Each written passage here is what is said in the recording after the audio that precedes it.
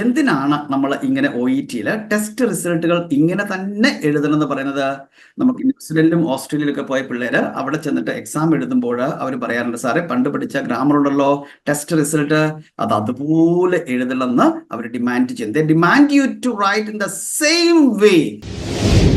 നമ്മൾ ഇന്ന് പഠിക്കാൻ പോകുന്നത് എങ്ങനെയാണ് ഒ ഇ ടി ലെറ്ററിൽ ടെസ്റ്റ് റിസൾട്ട് എഴുതേണ്ടതെന്നാണ്.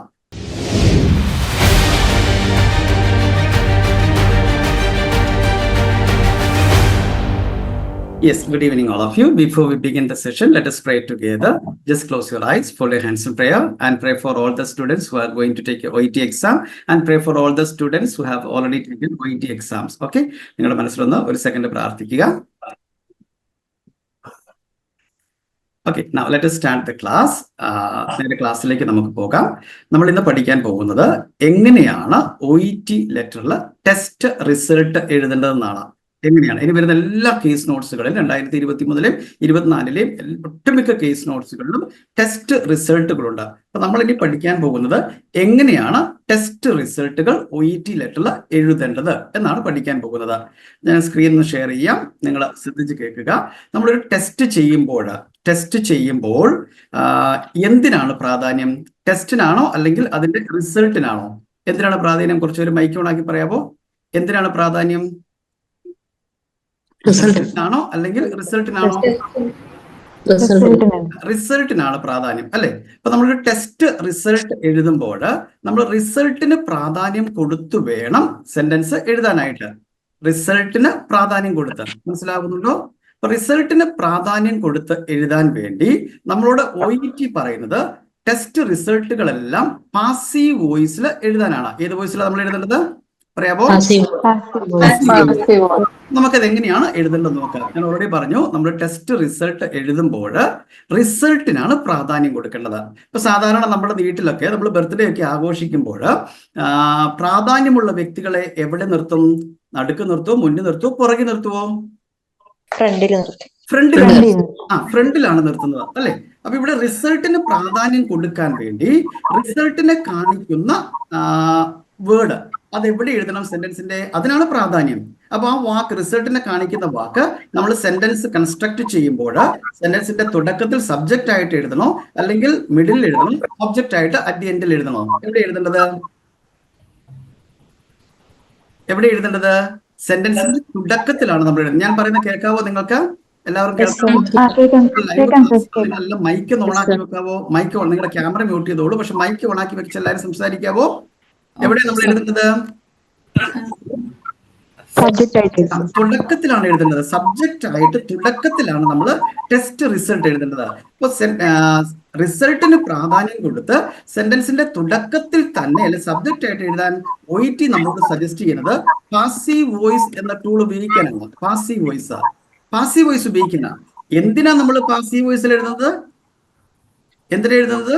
സെന്റൻസിന്റെ തുടക്കത്തിൽ തന്നെ റിസൾട്ടിന് പ്രാധാന്യം കൊടുത്ത് എഴുതാനാണ്. അപ്പൊ ഞാനൊരു കേസ് നോട്ട് നമുക്ക് പറയാം. മാത്യു ജോനാസിൽ ഒരു കേസ് നോട്ട്. ആരുടെയോ മൈക്ക് ഭയങ്കര ഹൗള് ചെയ്യുന്നുണ്ട്. അത് ആരുടെയാണെന്ന് ഒന്ന് മ്യൂട്ട് ചെയ്യണം, നല്ലതായിരുന്നേ. ആരുടെ ഒരു മൈക്ക്, നിങ്ങൾ നല്ലൊരു ഹെഡ്സെറ്റ് ഒക്കെ ഉപയോഗിക്കണം കേട്ടോ, അല്ലെങ്കിൽ ഇങ്ങനെ സൗണ്ട് വന്നു നിങ്ങൾക്കത് കേൾക്കുകയല്ല, മറ്റുള്ളവർക്ക് എന്റെ വോയിസിനെക്കാട്ടും ഓവർ ഹൗൾ ചെയ്ത് വരും. ശ്രദ്ധിക്കണേ. ഓക്കെ, ശ്രദ്ധിച്ച് കേട്ട്. നമുക്ക് മാത്യു ജോനാസ് ഒരു കേസ് നോട്ട് ഉണ്ട്. ആ കേസ് നോട്ട്സിൽ പേഷ്യന്റ് ഇന്നലെ ഹോസ്പിറ്റലിൽ വന്നു, ഇന്നലെ വന്ന് ചെസ്റ്റ് പെയിൻ ഒക്കെ ആണെന്ന് പറഞ്ഞു. ഡോക്ടർ അന്നേരം ഇപ്പം മൈക്ക് ഓഫ് ആക്കിയിട്ട് ഓണാക്കി ഒരു മൈക്ക് ഒന്ന് ഓഫ് ആക്കി, ഇപ്പം മൈക്ക് ഓഫ് ആക്കിയിട്ട് ഓണാക്കി ഒരു ഓഫ് ആക്കി വെച്ചോളൂ കേട്ടോ. ആ മൈക്കിൽ നിന്നാണ് സൗണ്ട് വരുന്നത്. ഓക്കെ, ശ്രദ്ധിച്ച് കേൾക്കണേ. മാത്യു ജോനാസ് ഇന്നലെ ഹോസ്പിറ്റലിൽ വന്നപ്പോൾ ചെസ്റ്റ് പെയിൻ ഉണ്ടെന്ന് പറഞ്ഞു, റേഡിയേറ്റിംഗ് ടു ലെഫ്റ്റ് ഷോൾഡർ, പിന്നെ ഷോർട്ട്നെസ് ഓഫ് ബ്രെത്ത് ഒക്കെ ഉണ്ടെന്ന് പറഞ്ഞു. നമ്മൾ ഫിസിക്കൽ അസസ്മെന്റ് നടത്തിയപ്പോൾ പേഷ്യന്റിന് ഹാൻഡ്സും നെയിൽസും സൈനോസ്ഡ് ആണ്, ക്ലാമി സ്കിൻ ഒക്കെ ഉണ്ട്. അപ്പൊ ഡോക്ടർ ഇമീഡിയറ്റ് ആയിട്ട് ക്രിയാറ്റിൻ കൈനസും കാർഡിയാക് ട്രോപ്പോണിനും ടെസ്റ്റ് ചെയ്യാൻ പറഞ്ഞു. നമുക്ക് റിസൾട്ട് കിട്ടി. ആ റിസൾട്ടിന്റെ ബേസിൽ നമ്മൾ പേഷ്യന്റിന് മെഡിസിൻസ് കൊടുത്തു. Blood thinner, narcotic pain reliever, beta blocker, statin ഇതൊക്കെ കൊടുത്തു. പിന്നെ ഡീഫിബ്രിലേഷൻ കൊടുത്തു, ഓക്സിജൻ തെറാപ്പി കൊടുത്തു, IV ഫ്ലൂയിഡ് കൊടുത്തു. അത് കഴിഞ്ഞ് ഇന്ന് പേഷ്യന്റിന് CAG സജസ്റ്റ് ചെയ്തിട്ടുണ്ട്. പക്ഷെ പേഷ്യന്റ് ഡിക്ലൈൻ ചെയ്തു, റിഫ്യൂസ് ചെയ്തു, തിരിച്ച് നാട്ടിലേക്ക് പോവുകയാണ്. ഇതാണ് കേസ് നോട്ട് നമ്മളത്. ശ്രദ്ധിച്ച് കേൾക്കണം, നിങ്ങൾ ഇനി ശ്രദ്ധിച്ച് കേൾക്കണം. ഇവിടെ നമ്മളിന്ന് ടെസ്റ്റ് ചെയ്തപ്പോൾ ക്രിയാറ്റിൻ കൈനസും കാർഡിയാക് ട്രോപ്പോണിനും ടെസ്റ്റ് ചെയ്തപ്പോൾ റിസൾട്ട് വന്നത് എലിവേറ്റഡ് എന്നാണ്. അപ്പൊ നമ്മൾ എങ്ങനെയാ സെന്റൻസ് തുടങ്ങേണ്ടത്? എന്താണ് ടെസ്റ്റ് റിസൾട്ട്? Elevated. എലിവേറ്റഡ്. അപ്പൊ നമ്മൾ സെന്റൻസ് തുടങ്ങേണ്ടത് എലിവേറ്റഡ് എന്ന് പറഞ്ഞാണ്. എലിവേറ്റഡ്. ഇതാണ് നമ്മൾ ഡോക്ടറോട് ആദ്യമായിട്ട് പറയുന്നത്, നേഴ്സോട് പറയുന്നത് റിസൾട്ട് എലിവേറ്റഡ് ആണെന്നാ. സെന്റൻസ് എപ്പോഴും റിസൾട്ട്, ടെസ്റ്റ് റിസൾട്ടിനെ വെച്ച് വേണം നമ്മൾ തുടങ്ങാനായിട്ട്. ഇതാണ് നമ്മുടെ സെന്റൻസിന്റെ തുടക്കം. സബ്ജക്ട് എന്ന് പറയുന്നത് എലിവേറ്റഡ് എന്നാണ്. ഇനി എന്താ അടുത്ത നമ്മൾ ഡോക്ടറോട് പറയുന്നത്? എന്താണ് എലിവേറ്റഡ് ആയിരിക്കുന്നത്? എന്താ എലിവേറ്റഡ് ആയിരിക്കുന്നത് പറയാമോ? ഏതൊക്കെ എലമെന്റ്സ് എലിവേറ്റഡ് ആയിരിക്കുന്നത്? Creatine, kinase and cardiac troponin, CT for cardiac troponin, cardiac troponin. ഇനി നിങ്ങൾ എന്ത് ചെയ്യണം? ഇത്ര എഴുതി കഴിഞ്ഞാൽ ഇനി നിങ്ങൾ കേസ് നോട്ടിലേക്ക് നോക്കണം. എന്നിട്ട് എന്താണ് നമ്മൾ ശ്രദ്ധിക്കേണ്ടത്? നമ്മൾ ഇന്നലെ ഇത് ടെസ്റ്റ് ചെയ്തപ്പോൾ ക്രിയാറ്റിൻ കൈനസും കാർഡിയാക് ട്രോപ്പോണിനും എലിവേറ്റഡ് ആയിരുന്നു. ഇത് എലിവേറ്റഡ് ആയതുകൊണ്ട് ഇതിനെ സ്റ്റേബിൾ ആക്കാൻ എന്തെങ്കിലും മെഡിസിനോ മാനേജ്മെന്റോ കൊടുത്തതായിട്ട് കേസ് നോട്ടിൽ പറയുന്നുണ്ടോ നോക്കണം. നിങ്ങൾ കേസ് നോട്ടിൽ നോക്കിക്കേ, എന്തെങ്കിലും മാനേജ്മെന്റ് കൊടുത്തതായിട്ട് പറയുന്നുണ്ടോ? അവിടെ പറയുന്നത് ബ്ലഡ് തിന്നർ കൊടുത്തു, നർക്കോട്ടിക് പെയിൻ റിലീവർ കൊടുത്തു, ബീറ്റാ ബ്ലോക്കർ കൊടുത്തു, സ്റ്റാറ്റിൻ കൊടുത്തു, AC ഇൻഹിബിറ്റർ കൊടുത്തു എന്ന് പറയുന്നുണ്ട്. പിന്നെ defibrillation, oxygen therapy, IV fluids ഇതെല്ലാം കൊടുത്തു എന്ന് പറയുന്നുണ്ട്. അപ്പൊ ഇത്രയും കാര്യങ്ങൾ കൊടുത്തെങ്കിൽ നമ്മൾ ഇന്നാണ് ലെറ്റർ എഴുതുന്നത്. ഇന്ന് ഈ ലെറ്റർ എഴുതുമ്പോൾ ഈ ക്രിയാറ്റിൻ കൈനസും കാർഡിയാക് ട്രോപ്പോണിനും എലിവേറ്റഡ് ആയിരിക്കുമോ സ്റ്റേബിൾ ആയിരിക്കുമോ? ഉത്തരം പറയാമോ? സ്റ്റേബിൾ ആയിരിക്കുമോ? അല്ലെ, സ്റ്റേബിൾ ആയിരിക്കും. അപ്പൊ നമ്മൾ ഈ ലെറ്റർ എഴുതുന്ന ഡോക്ടറോട് ഇതിപ്പോഴും എലിവേറ്റഡ് ആണ് എന്നാണോ പറയേണ്ടത്, അല്ലെങ്കിൽ സ്റ്റേബിൾ ആണ് എന്നാണോ പറയേണ്ടത്? അല്ലെ മുമ്പ് എലിവേറ്റഡ് ആയിരുന്നു എന്നാണോ പറയേണ്ടത്? എലിവേറ്റഡ് ആയിരുന്നു എന്നാ പറയേണ്ടത് അല്ലെ. നമ്മൾ എഴുതുമ്പോൾ പ്രോപ്പർ ആയിട്ട് കമ്മ്യൂണിക്കേഷൻ നടത്തണം. എന്താണ് പ്രോപ്പർ കമ്മ്യൂണിക്കേഷൻ? ക്രിയാറ്റിൻ കൈനസും കാർഡിയാക് ട്രോപ്പോണിനും ഇന്നലെ ടെസ്റ്റ് ചെയ്തപ്പോൾ എലിവേറ്റഡ് ആയിരുന്നു, അങ്ങനെയാ പറയേണ്ടത്. അതിനുള്ള കാരണം എന്താ? നമ്മൾ കേസ് നോട്ടിൽ നോക്കിയപ്പോൾ ഈ ടെസ്റ്റ് റിസൾട്ട് കിട്ടിയ ശേഷം മാനേജ്മെന്റ് കൊടുത്തിട്ടുണ്ട് എന്നാണ് പറഞ്ഞിരിക്കുന്നത്. അപ്പം നമ്മൾ ഇത് മുമ്പ് എലിവേറ്റഡ് ആയിരുന്നു എന്ന് പറയാൻ ഇതിനെ പാസ്റ്റ് പാസീവ് വോയിസിലാണ് എഴുതേണ്ടത്. പാസ്റ്റ് പാസീവ് വോയിസിൽ നമ്മൾ രണ്ട് ഹെൽപ്പിംഗ് വെബ്സ് ആണ് ഉപയോഗിക്കുന്നത്. സബ്ജക്ട് സിംഗുലർ ആണെങ്കിൽ വാസ്, സിംഗുലർ എന്ന് പറഞ്ഞാൽ ഒരെണ്ണം മാത്രം, ഒരു എലമെന്റ് മാത്രമേ ഉള്ളെങ്കിൽ വാസ്, ഒന്നിലധികം എലമെന്റ്സ് ഉണ്ടെങ്കിൽ പ്ലൂറൽ ആണെങ്കിൽ വെയർ. ഇതാണ് നമ്മൾ ഉപയോഗിക്കേണ്ടത്. അപ്പൊ നമുക്ക് നോക്കാം. നമ്മൾ കേസ് നോട്ടിൽ നോക്കിയപ്പോൾ റിസൾട്ടിനെ കാണിക്കുന്ന വാക്ക് എലിവേറ്റഡ് എന്നാണ് തന്നിരിക്കുന്നത്. അപ്പൊ നമ്മൾ സെന്റൻസിന്റെ സബ്ജക്ട് എലിവേറ്റഡ് എന്ന് പറഞ്ഞു തുടങ്ങി. പിന്നെ എന്താണ് എലിവേറ്റഡ് ആയിരിക്കുന്നത്? Creatine kinase and cardiac troponin. ഇത്രയാണ് സബ്ജക്ട്. ഇനി നമ്മൾ പ്രോപ്പറായ ഹെൽപ്പിംഗ് വെബ് ഉപയോഗിക്കണം. ഹെൽപ്പിംഗ് വെബ് ഉപയോഗിക്കാൻ നമ്മൾ ഇവിടെ നോക്കണം എത്ര എലമെന്റ്സ് ഉണ്ട്. ക്രിയാറ്റിൻ കൈനസ്, കാർഡിയാക് ട്രോപ്പോണിൻ, ഒന്നിലധികമുണ്ട് അല്ലെ. അപ്പൊ അത് പ്ലൂറൽ ആണ്. കേസ് നോട്ടിൽ മാനേജ്മെന്റ് കൊടുത്തിട്ടുണ്ട് എന്നാ പറയുന്നത്. അപ്പൊ നമുക്ക് വാസാണോ വേറാണോ ഉപയോഗിക്കേണ്ടത്? ഏതാ ഉപയോഗിക്കേണ്ടത്? വേറാണോ ഉപയോഗിക്കേണ്ടത് അല്ലെ. അപ്പൊ നമ്മളിവിടെ പറയുവാണ് elevated creatine kinase and cardiac troponin were, പിന്നെ ഓബ്ജക്റ്റ് ആയിട്ട് were noted in blood test. ഇങ്ങനെയാണ് നമ്മൾ പറയേണ്ടത്, were noted in blood test. ഇതാണ് നമ്മുടെ കംപ്ലീറ്റ് സെന്റൻസ്. ഇതിന്റെ സബ്ജക്ട് എന്ന് പറയുന്നത് elevated creatine kinase and cardiac troponin. Verb എന്ന് പറയുന്നത് വേർ നോട്ടഡ്. പിന്നെ ഓബ്ജക്റ്റ് ആണ് ഇൻ ബ്ലഡ് ടെസ്റ്റ്. നിങ്ങൾ ശ്രദ്ധിക്കണം, ഒരു ടെസ്റ്റ് റിസൾട്ടിന് മുമ്പ് നമ്മൾ എപ്പോഴും blood test, by blood test അല്ല, എപ്പോഴും ഇൻ എന്നാണ് OETയിൽ പറയേണ്ടത്. By the doctor or by the technician. It's always by a doctor or by a technician ആണ്. എന്ത് ടെസ്റ്റാ ചെയ്തത്? In blood test. അത് മറക്കാതിരിക്കുക കേട്ടോ. എന്നെ ശ്രദ്ധിച്ചേ, നമ്മൾ കേസ് നോട്ടിൽ ഒരു എലമെന്റ് മാത്രമേ ടെസ്റ്റ് ചെയ്യുള്ളൂ. കാർഡിയാക് ട്രോപ്പോണിൻ മാത്രമേ ടെസ്റ്റ് ചെയ്തായിട്ട് പറയുന്നുള്ളൂ. കാർഡിയാക് ട്രോപ്പോണിൻ ടെസ്റ്റ് ചെയ്ത റിസൾട്ട് എന്താണ്? എലിവേറ്റഡ് ആണ്. അപ്പൊ നമ്മൾ എങ്ങനെയാ സെന്റൻസ് തുടങ്ങേണ്ടത് പറയാമോ? എലിവേറ്റഡ് എന്ന് പറഞ്ഞു.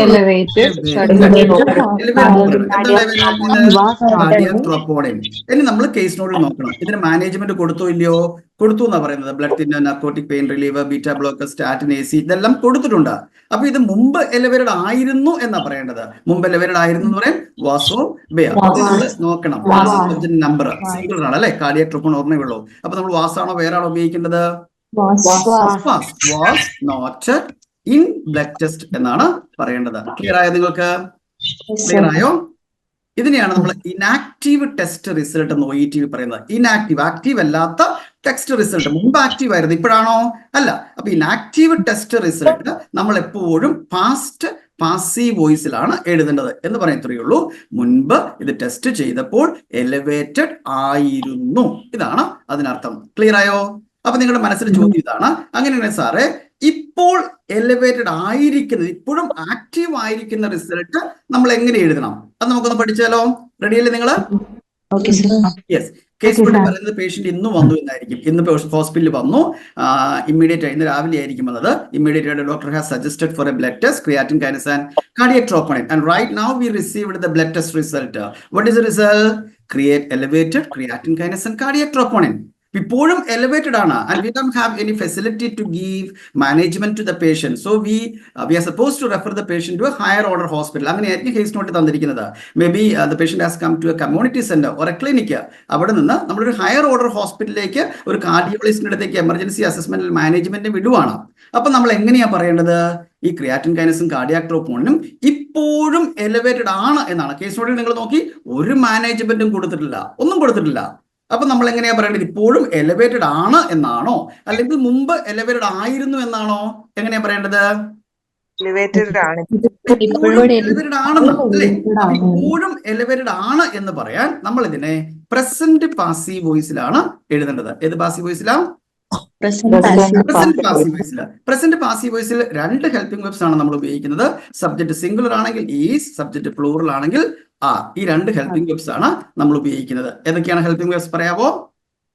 If the subject is singular, we have to use is, and if the subject is plural, if the number is more than one, we have to use are in present passive voice. ഇനി നമുക്കൊന്ന് ഉപയോഗിക്കാം അല്ലെ? നമ്മൾ test ചെയ്തു. എന്താ case നോട്ടിൽ കൊടുത്തിരിക്കുന്ന test result? ഏത് വാക്കാണ് കൊടുത്തിരിക്കുന്നത്? എലിവേറ്റഡ് എന്നാണ്. അപ്പൊ നമ്മൾ എങ്ങനെ സെന്റൻസ് തുടങ്ങണം? പറയാവോ? എലിവേറ്റഡ്. അത് കഴിഞ്ഞ് ഡോക്ടറോട് പറയുന്നത് എന്തൊക്കെയാണ് എലിവേറ്റഡ് ആയിരിക്കുന്നത്. എന്തൊക്കെയാണ് എലിവേറ്റഡ് ആയിരിക്കുന്നത് പറയാവോ?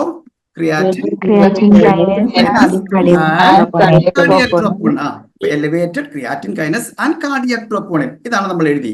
ഇനി നമ്മൾ കേസ് നോട്ടിലേക്ക് നോക്കണം. കേസ് നോട്ടിലേക്ക് നോക്കിയിട്ട് മാനേജ്മെന്റ് കൊടുത്തോ ഇല്ലയോ എന്ന് നോക്കണം. ഇല്ല, ഇന്നത്തെ ഡേറ്റിൽ ടെസ്റ്റ് ചെയ്തേ ഉള്ളൂ, മാനേജ്മെന്റ് കൊടുത്തായിട്ട് ഒന്നും പറയുന്നില്ല.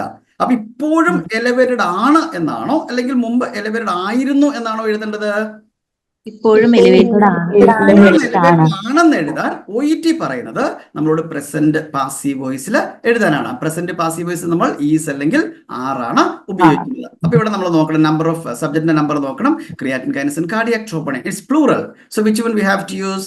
Which helping we have to use are. അപ്പൊ നമ്മൾ എഴുതുവാണ് ആർ. പിന്നെ ഒബ്ജക്റ്റ് ആയിട്ട് are noted in blood test.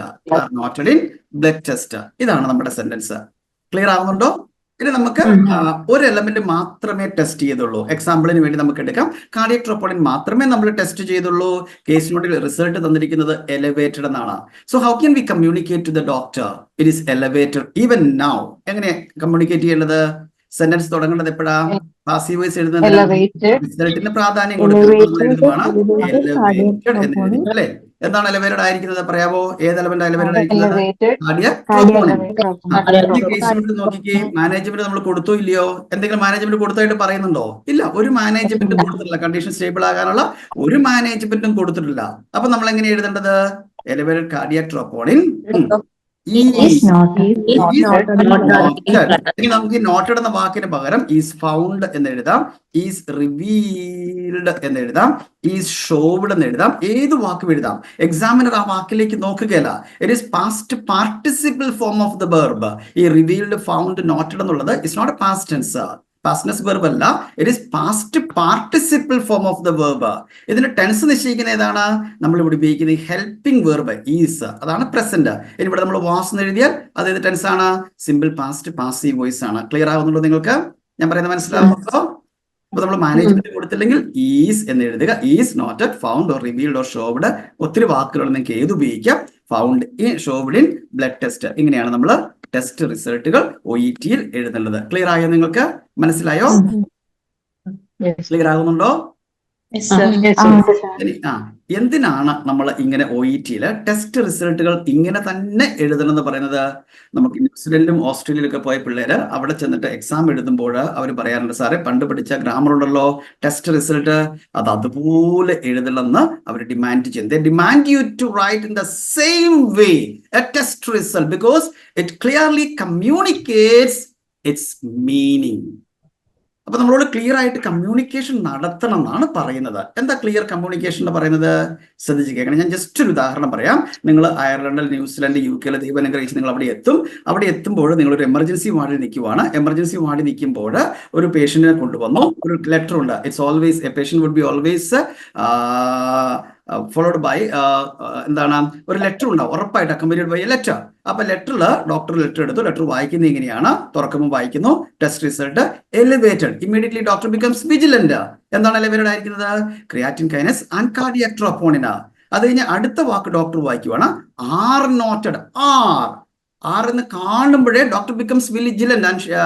നഴ്സുമാരെയൊക്കെ പെട്ടെന്ന് വിളിക്കും, ഓടി പോയി പേഷ്യന്റിനെ അങ്ങോട്ട് കിടത്തിക്കോളൂ, IV ഫ്ലൂയിഡ് സ്റ്റാർട്ട് ചെയ്യുക, ഡോക്ടർ മെഡിസിൻസ് എഴുതും, blood thinner, narcotic, pain relief. ഒരു എമർജൻസി സിറ്റുവേഷൻ ക്രിയേറ്റ് ചെയ്യും. എന്തുകൊണ്ടാണ് ഡോക്ടർ ഒരു എമർജൻസി സിറ്റുവേഷൻ അവിടെ ക്രിയേറ്റ് ചെയ്യുന്നത്? എന്തുകൊണ്ടാണ്? മെഡിസിൻ കൊടുത്തിട്ടില്ലാത്തതുകൊണ്ട്. Doctor understand from the word are. ഡോക്ടർക്ക് മനസ്സിലാവുന്നതാണ് no management is given, or it means it calls for an emergency because patient's life is in danger. There is no management given so far to the patient. അതാണ് R എന്ന വാക്കിനർത്ഥം. Clear ആകുന്നുണ്ടോ? ഇതാണ് accurate ആയിട്ടുള്ള communication. ഇനി doctor വായിക്കുന്നത് എങ്ങനെയാണ്? Elevated എന്ന് വായിക്കുക doctor. Result elevated ആണ്. ഡോക്ടർ ഇന്ന് വിജിലന്റ് ആയി. എന്തൊക്കെയാണ് എലിവേറ്റഡ് ആയിരിക്കുന്നത്? Creatine kinase and cardiac troponin. പിന്നെ ഡോക്ടർ വായിക്കുവാണ് വെയർ. അപ്പൊ ഡോക്ടർ ഒരു എമർജൻസി സിറ്റുവേഷൻ ക്രിയേറ്റ് ചെയ്യുമോ? അങ്ങനെ കണ്ടാല് ഇല്ല. എന്തുകൊണ്ടാണ് ഡോക്ടർ എമർജൻസി സിറ്റുവേഷൻ ക്രിയേറ്റ് ചെയ്യാത്തത്? വെയർ എന്ന വാക്ക് മനസ്സിലാവുന്നത് it is not elevated now or it is stable now എന്നാണ്. ഇതാണ് ആക്യുറേറ്റ് ആയിട്ടുള്ള കമ്മ്യൂണിക്കേഷൻ എന്ന് പറയുന്നത്.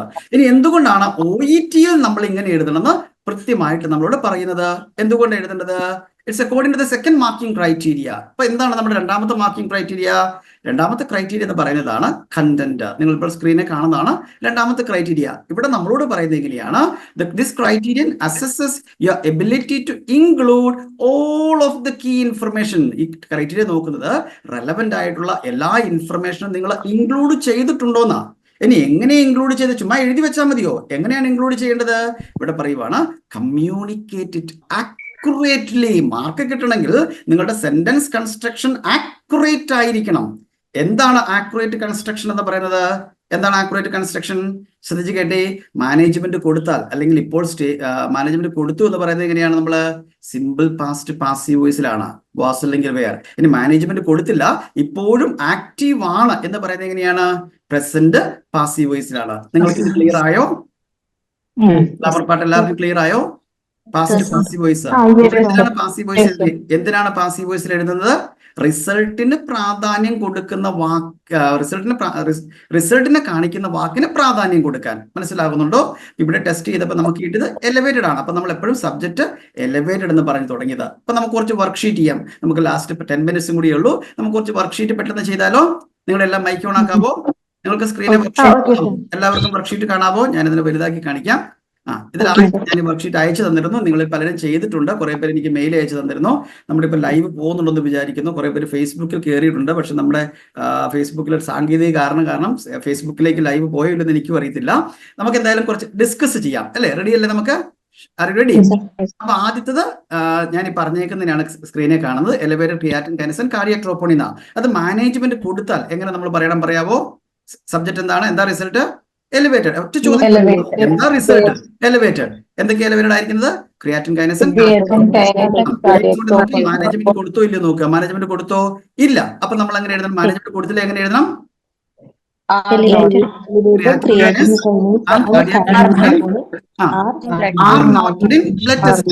Very good, very good. ഇനി മാനേജ്മെന്റ് കൊടുത്താൽ എങ്ങനെ എഴുതണം പറയാവോ?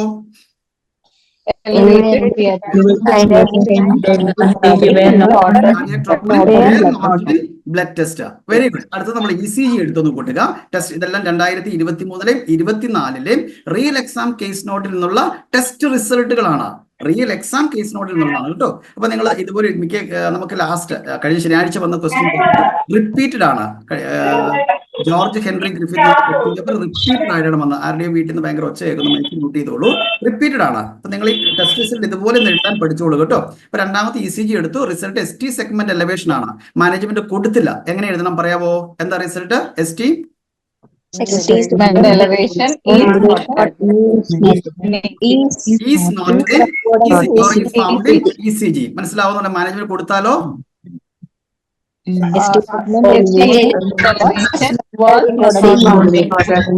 was noted in ECG. Very good. ശരി, അടുത്തത് നമുക്ക് നോക്കാം. അടുത്ത ബ്ലഡ് ടെസ്റ്റ് ചെയ്തു. എന്താ റിസൾട്ട്?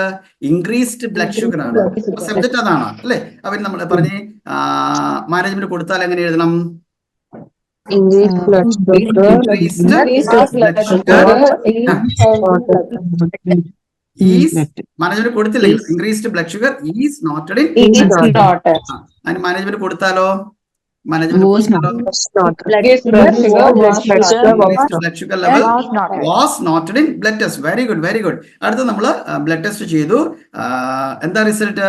ഡിക്രീസ്ഡ് പ്ലേറ്റ്ലെറ്റ് കൗണ്ട് ആണ്. കേസ് അങ്ങനെ കൊടുത്തത്. അപ്പൊ മാനേജ്മെന്റ് കൊടുത്തു. എങ്ങനെ എഴുതേണ്ടത് പറഞ്ഞേ? Decreased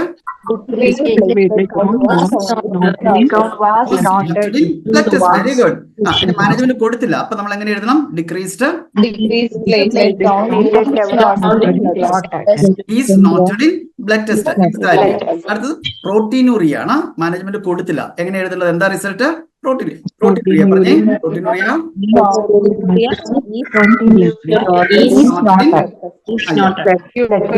urine analysis. Proteinuria is noted in urine analysis. Management കൊടുത്തു. അപ്പൊ എങ്ങനെ എഴുതേണ്ടത്? Proteinuria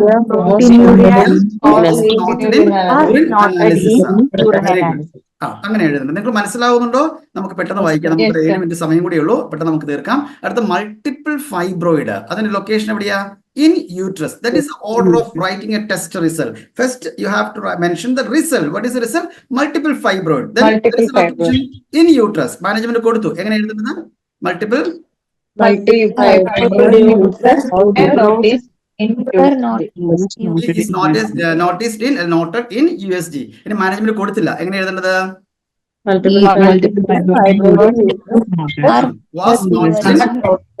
USG. അപ്പൊ നമ്മൾ ശ്രദ്ധിച്ചിട്ടെ, നമ്മളിത് കൺഫേം ചെയ്തതാണെങ്കിൽ in some test we make it confirmed. So confirm ചെയ്തതാണെങ്കിൽ നിങ്ങൾ കൺഫേംഡ് എന്ന വാക്ക് ഉപയോഗിക്കാം. അടുത്ത PMI ആണ്, പ്രോഗ്രസീവ് മസ്കുലർ അട്രോഫി. മാനേജ്മെന്റ് കൊടുത്തു. അപ്പൊ നമ്മൾ എങ്ങനെ എഴുതേണ്ടത് പറഞ്ഞേ? പ്രോഗ്രസീവ് muscular atrophy മാനേജ്മെന്റ് കൊടുത്തു. was confirmed in MRI. Management കൊടുത്തില്ല. മാനേജ്മെന്റ് കൊടുത്തില്ല.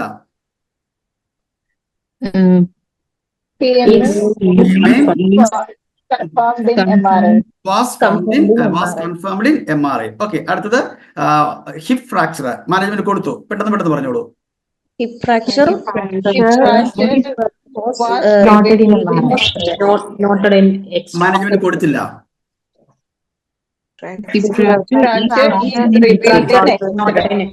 Is noted in X-ray. അടുത്ത medial and lateral condylosis fracture ആണ്. എക്സ്റേയില് മാനേജ്മെന്റ് കൊടുത്തു. medial and lateral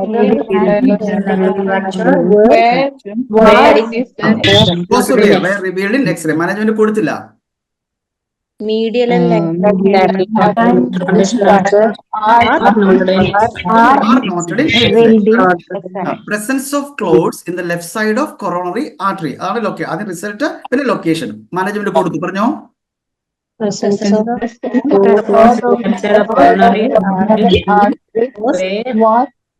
noted in angiogram. Management കൊടുത്തില്ല. presence of clot of coronary artery are noted in angiogram. അല്ലെങ്കിൽ is എഴുതിയാലും കുഴപ്പമില്ല. അടുത്ത ഡിസ്ക് പ്രൊട്രൂഷൻ ആണ്. MRI മാനേജ്മെന്റ് കൊടുത്തു.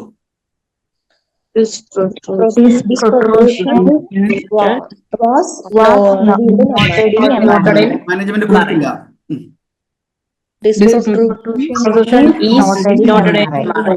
Very good. അടുത്ത CLM 4th സ്റ്റേജ് ആണ്. ബയോപ്സിയുടെ ടെസ്റ്റ് റിസൾട്ട് എങ്ങനെ എഴുതുന്നത് പറഞ്ഞേ? CLM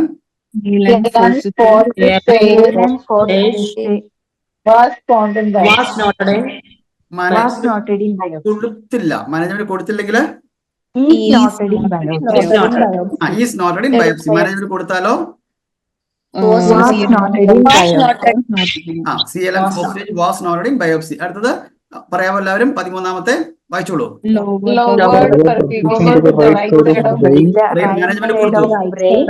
മാനേജ്മെന്റ് കൊടുത്തു. മാനേജ്മെന്റ് കൊടുത്തില്ല. Is മുഴുവൻ സെന്റൻസ് പറഞ്ഞേ. Presence of clouds. Presence of lowered Lower perception.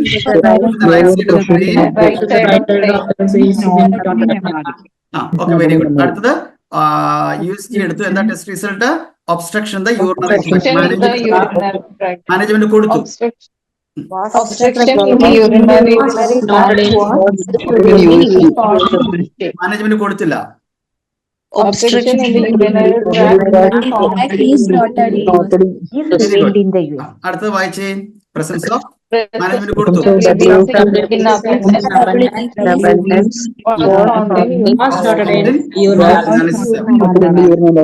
Management കൊടുത്തില്ല.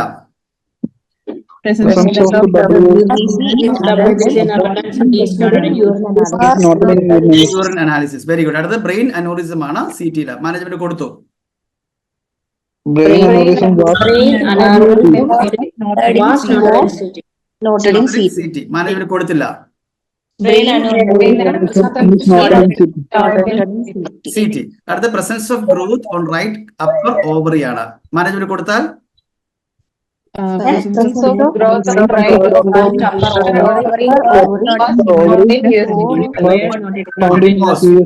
മാനേജ്മെന്റ് കൊടുത്തില്ലെങ്കിൽ presence of growth on right upper ovary. found in Yes. USG ഇനി pelvis. 19ാമത്തെ വായിച്ചേ. Can we read the 19th one? Calcification changes in iota. Aorta, mitral valve, management കൊടുത്തു. Management കൊടുത്തു. Calcification aorta, mitral ovary where noted in Where not in ECG. Management കൊടുത്തില്ല. are presence of noted in growth in right upper ovary are noted in noted in Okay. And 21. Question number 21. Elevated. Management കൊടുത്തു. inflammatory markers and WBC noted in noted in blood test. Yes. അപ്പൊ നിങ്ങൾ ചെയ്യേണ്ട ഒരു കാര്യം ഇതാണ്. നിങ്ങൾ നോട്ട്ബുക്കിന്റെ ഒരു fresh page എടുക്കുക. ഈ വർക്ക്ഷീറ്റ് നിങ്ങൾക്ക് ഓൾറെഡി അയച്ചു തന്നിട്ടുണ്ട്. അല്ലെങ്കിൽ നിങ്ങൾക്ക് സ്ക്രീൻഷോട്ട് എടുക്കാം. ചെറുതായിട്ട് കാണിക്കാൻ നിങ്ങൾ സ്ക്രീൻഷോട്ട് എടുക്കുക. എന്നാൽ നിങ്ങൾ സ്വന്തമായിട്ട് ഇപ്പൊ തന്നെ ഇരുന്നിട്ട് നിങ്ങൾ സ്വന്തമായിട്ട് ഈ പറഞ്ഞ രീതിയിൽ ടെസ്റ്റ് റിസൾട്ട് എഴുതാൻ പഠിക്കുക. 24 എക്സാമ്പിൾസ് കൊടുത്തിട്ടുണ്ട്. ഇതെല്ലാം 2023-24 ക്വസ്റ്റ്യൻ പേപ്പറിൽ നിന്നാണ്. ഇത് എഴുതിയാൽ മാത്രം മതി, നിങ്ങൾ പഠിച്ചോളും. അപ്പൊ എപ്പോഴും ടെസ്റ്റ് റിസൾട്ട് കാണുമ്പോൾ ഒറ്റ ചോദ്യം, എന്താണ് റിസൾട്ട്? ഇങ്ങനെയാണ് എഴുതേണ്ടത്. റിസൾട്ട് വെച്ച് തുടങ്ങുക. പിന്നെ മാനേജ്മെന്റ് കൊടുത്തോ ഇല്ലയോ നോക്കുക. മാനേജ്മെന്റ് കൊടുത്തെങ്കിൽ പാസ്റ്റ് പാസീവ് വോയിസിലാണ് നിങ്ങൾ എഴുതേണ്ടത്. മാനേജ്മെന്റ് കൊടുത്തെങ്കിൽ പാസ്റ്റ് പാസീവ് വോയിസ് എഴുതുക. മാനേജ്മെന്റ് കൊടുത്തില്ലെങ്കിൽ പ്രസന്റ് പാസീവ് വോയിസിൽ എഴുതുക. നിങ്ങൾക്ക് ഇത്രയും കാര്യങ്ങൾ മനസ്സിലായോ? OET ഏറ്റവും പ്രധാനപ്പെട്ട എല്ലാ ലെറ്ററിലും വരുന്നൊരു ഗ്രാമർ പാർട്ടാണിത്. ക്ലിയർ ആയ? നിങ്ങൾക്ക് വേണമെങ്കിൽ സ്ക്രീൻഷോട്ട് എടുക്കാം. അപ്പൊ നമ്മൾ ഇന്നത്തെ ലൈവ് സെഷൻ ഇവിടെ സ്റ്റോപ്പ് ചെയ്യുവാണ്. നാളെ നമ്മൾ വീണ്ടും ഒരു ലൈവ് സെഷനുമായിട്ട് വരും. നാളെ അപ്പൊ നമുക്ക് എന്താ എടുക്കേണ്ടത്? നിങ്ങൾക്ക് സജസ്റ്റ് ചെയ്യാം. എന്താണ്? നിങ്ങൾക്ക് പേഴ്സണലായിട്ട് എൻ്റെ വാട്സപ്പിലേക്കോ നമ്മുടെ ഇൻസ്റ്റാഗ്രാമിലോ ഫേസ്ബുക്കിലൊക്കെ നിങ്ങൾക്ക് ഇടാം. നാളെ എന്ത് ക്ലാസ് എടുക്കണമെന്നാ. എന്താണ് ക്ലാസ് വേണ്ടത് പറയാവോ? ടൈപ്പ് ചെയ്തിരുന്നു. മാനേജ്മെന്റ്. ഓക്കെ, നാളെ നമുക്കൊന്ന് മാനേജ്മെന്റ് എടുക്കാം അല്ലേ? മാനേജ്മെന്റ് എടുക്കണമെന്ന് ഒരാൾ മെസ്സേജ് ഇട്ടിട്ടുണ്ട്. സോ ടുമോറോ നമ്മൾ 7:30 ഷാർപ്പ് അറ്റ് 7:30 നമ്മൾ മാനേജ്മെന്റ് ആണ് എടുക്കുന്നത്. മെഡിസിൻസും മാനേജ്മെന്റും OET എങ്ങനെ എഴുതണം എന്നാണ് എടുക്കുന്നത് കേട്ടോ. അപ്പൊ നാളെ നമുക്ക് ലൈവ് ക്ലാസ്സിൽ വീണ്ടും കാണാം. And then please take care all of you. നമ്മുടെ യൂട്യൂബ് ചാനലും ഇൻസ്റ്റാഗ്രാമും ഫേസ്ബുക്കും ഒക്കെ സബ്സ്ക്രൈബ് ചെയ്യാനും ഫോളോ ചെയ്യാനും ലൈക്ക് ചെയ്യാനും നിങ്ങൾ മറക്കരുത് കേട്ടോ. So thank you all of you. Supreme reading ക്ലാസ്സിന് വെയിറ്റ് ചെയ്യുന്നുണ്ട്. ഗ്രൂപ്പിൽ റീഡിങ്ങിന്റെ ലിങ്ക് ഇട്ടിട്ടുണ്ട്. റീഡിങ്ങിന്റെ ലൈവ് ക്ലാസ് ആണ്. എല്ലാവരും റീഡിങ്ങിന്റെ ലൈവ് ക്ലാസ് അറ്റൻഡ് ചെയ്യുക. Alright, thank you all of you. Have a good day. Thank you. Jason's Academy. Jason's Academy. Joy for learning.